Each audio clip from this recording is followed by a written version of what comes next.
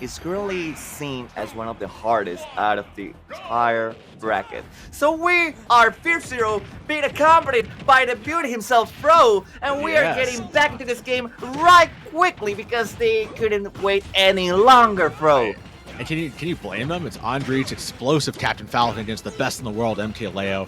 These two, they're just agitating to show what they have in store for everybody. Leo forcing Andrik back off ledge, but immediately Andrik exploding back off ledge. We're going to see a lot of that in this matchup here, where both players are just going to take turns throwing each other off stage and immediately getting back up top. But there's no escape from that up being that just insane angle from Leo getting the command grab to work out for him. I know for a fact that you can actually influence the direction that you go for after you're being grabbed by Leo's up B, but I'm not entirely sure if Andrik was looking for either attack or just trying to not fall for any kind of back or border. Yeah, I don't know, man. I feel like he has a hand to intervene in that situation, but most likely chose the wrong option. All right, now, getting the Nair Quake. Leo just anticipating Andrik getting up from ledge, going for Nair fair off ledge, the very standard Byleth confirmed. Andrik now having a chance to reverse his fortune here, getting Leo get up attack, grab. Oh, he tried to go for a late knee, instead just immediately volleying back up with back air and getting the 2-frame down tilt, catching Leo jumping from ledge. Really well done by Andrik. Well done and actually well prepared. He's understanding Leo's pattern of options back onto the ledge. Whenever Leo is actually cornered against the ledge, he's just hanging from the ledge. He takes either an aggressive pattern or just tries to get back to the stage by jumping above. I rarely ever see Leo actually taking like a get-up attack or normal get-up. So as Andrik fighting back, he's just trying to pressure Leo off the stage in recognition that down smash that was coming from Leo's side could have been possibly deadly, and manages to make Leo suffer outside of the stage. Man, and what a high wire act from Andrik, just weaving in between where Leo thinks he's going to go and making Leo just see images, but instead that landing was just a little too predictable. Leo able to fish for it and just catch him with the fair disjointed hitbox, and immediately Leo just not letting up on the pressure, just holding tight. Holding core. Look at that. Look how confident Leo is playing out a corner against Andrik. Yeah, and it's always the down tilt. That's something that I actually pointed out early before. It's the fact that Leo always sets, whenever he's set against the wall, against the corner, he just sits down and waits for the down tilt for his enemies to approach and get something of that. And that's going to be the last hit that she wrote. That's going to be Leo's first game.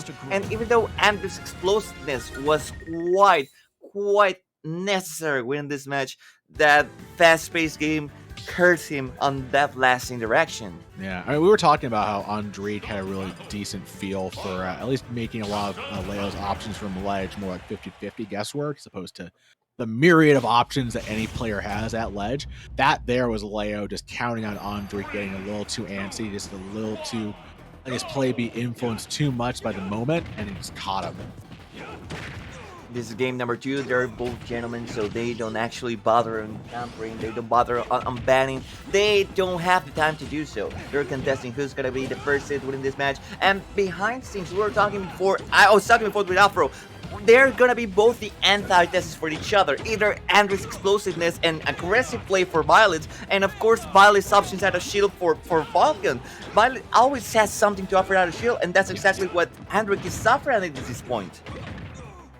Right now, Andrik trying to take that advantage, stay and go mild. Leo forced him to work away with the side B, but it just let Andrik reset his position and go for the big fair knee off the ledge. That move hits with a sledgehammer, and Andrik with the lead. Andrik already taking the lead. It's once again like it very seem like the first match, but sadly it all comes down whether Andrik is able to wear down Leo on this stock, on the remaining time of this stock or not. He's just going nuts. He's going insane with those bars, man. Just like a top chart topper right there, getting Nair to get the kill confirmed. Andrik holding on to this first stock. Leo's going to be forced to play really almost overcommit positionally in order to get the stock off from Andrik. That's exactly going to be playing into the Falcon main's hands. Just look at this combo potential. Look at these string sequences. The platform pressure from Andrik. Oh, he waited just a little too long and gave Leo a chance to recover. That was certainly, if Leo actually panic option there, if he went for anything such as, I don't know, like jump, barrel jump, or another check could have been a third stock, and not now, it's Leo actually fighting back, just taking Andrik's second jump. It's gonna be a follow-up for that ledge trap, taking Andrik all the way to 50%, 69. Andrik's not gonna make it back, sadly he doesn't, and Leo just even sinks out that way. Doesn't matter how much you hit him back with Captain Falcon, as long as Leo has the tools that he actually does and bear, he's gonna make it back from those disadvantageous situations. They run from it, dread it. Leo plays Byleth like he's Darth Vader, man. It's just you can feel the darkness closing in. You can feel the darkness closing in as Leo just takes a chokehold on Andrik's stock. And look at that man! He just massacred him. It's all smiles as Andrik sees his entire lead vanish in an instant. Leo, undeniable. Yeah. That's the MkLeo for you, baby. all you can do is laugh. Because it's just like, wouldn't it be funny if Leo came back from this and he makes those jokes into reality? As now Andrik has his back against the wall, trying to just keep up with Leo's pace. And he just hits back with a dash attack right in front of him. He doesn't actually wait for the footsies situation. He doesn't wait for the footsies side of the neutral. He just goes for it directly. Andrik's just already wrecking damage against Leo, waiting that stall out that Leo is actually used for, using that up B. Finally manages to give Andrik that window to get the first lead, the first stock on such an early percent. But you know, Leo, he's just gonna fight back, and he's just gonna hit back quite hard. And the up B out in disadvantage like that, it's like half stall, half like, oh, what if I grab him and he's dead? But it just painted a giant X on Leo for Andrik to hit with the Falcon dive. And now the ledge trapping, and again, Leo capturing Andrik, just forced him into a spot that basically funneled him right into the clutches of that up B command grab. Okay, that upper three with an air actually leads onto Andrik's favor, and Andrik right now is still racking up damage, trying to set up a situation that actually favors him winning the platform, but he actually gets nothing. So back at the feet again, Leo just hitting back and not letting Andrik have any room to breathe whatsoever, and the up B out of shield is always ever such a great option for Leo to take against Falcon. Like a hawk, that delayed nair, as you're just expecting his Falcon to get punished for that. But here we go. Andrik trying to keep pace here with Leo's damage output at ledge. Oh, the double jab sequence. Leo holding shield, not blinking, not yielding. That is the best player in the world, baby. Oh, he got almost got the tech chase out of an airquake. And Andrik just went for something that we usually see on his clips. He just went for 1-2 jabs and expected Leo to go on commit for anything such as a roll, as a spot touch, and grab it with a down smash. That was the last opportunity that Andrik has to keep pressure on against Leo, and that's almost certain to not be the spot. You can't go that deep! You can't go deep against Leo like that, Andrik! And that's he already lost the second jump, but he manages to make it back, and now it's Andrik's turn to make Leo on the roll fade.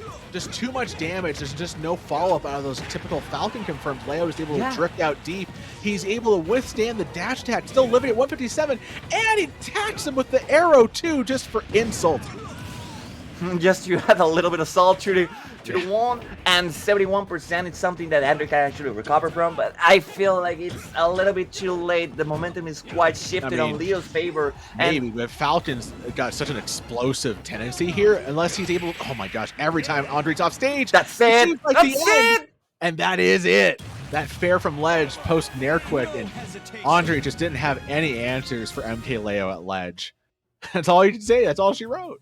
That's all she wrote, man. That's all she wrote. Wow. Every time Leo faces somebody that challenges him in one way or another that seems to fundamentally like conflict with the character he's playing at that time, it's remarkable. Like it's remarkable to see him just be like, oh, okay, I just need to do these things. And like